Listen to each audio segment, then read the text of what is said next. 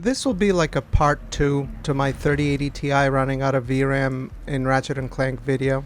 I've been digging into it a little bit more using my RTX 4090 just to see how the settings are affected, and if we go over that 12 gigabyte of VRAM, we should be able to see that here.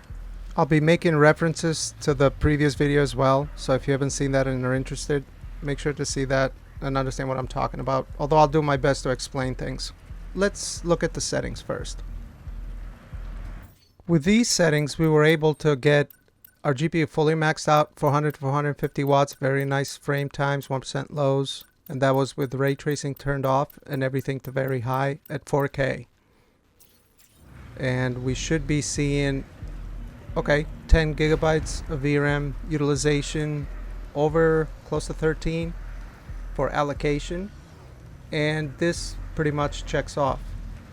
We're getting nice and smooth frame times, and we're below the 12 gigabytes of VRAM. Now what I'm going to do is turn on ray trace reflections, because as soon as I did that on my 3080 Ti, it's when the GPU started losing power draw, and the frame time was very inconsistent. 1% lows wasn't good at all, and as you can see, it's above 12 gigabytes in VRAM process. So basically, with these same settings, we were hitting those performance issues, which is typical running out of VRAM behavior. However, if we knocked the settings down to medium, the graphical settings, we were able to keep ray trace reflections on high.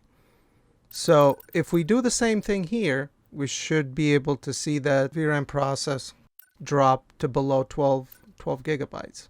So that should prove that essentially it is a VRAM issue with the 3080 Ti.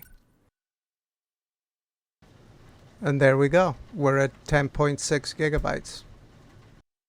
So it essentially all adds up.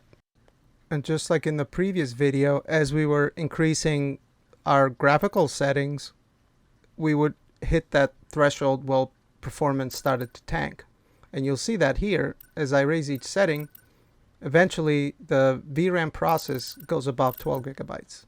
And if you look at the other video as well, is that whenever those performance issues started, it's not just the power consumption that went down and the frame times that was terrible, but you'd see that spill over into RAM use and process as well.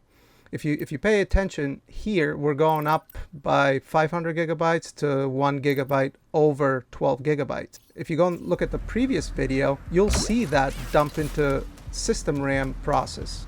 It'll go from, I forget what it was, like 8 gigabytes to 9 gigabytes.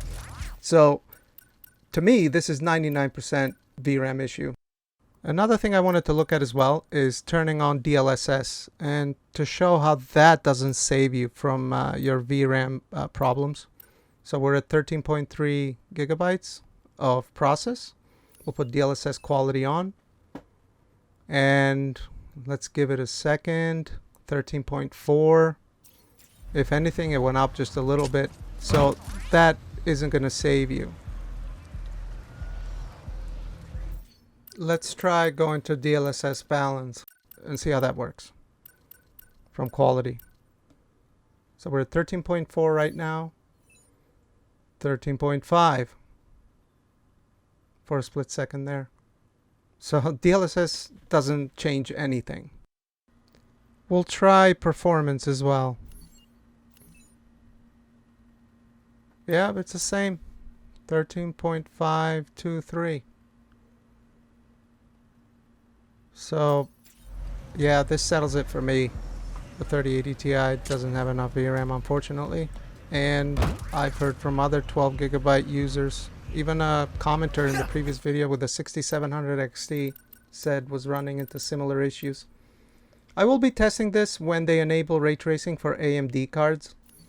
Test it on my 6800 XT and see if that behaves the same, but I don't think it will, because it's got a little more VRAM. But I mean, this is kind of coming close to the 16 gigabyte VRAM buffer of the 4080. So that's interesting. Anyway, that's all I got. Thanks for watching.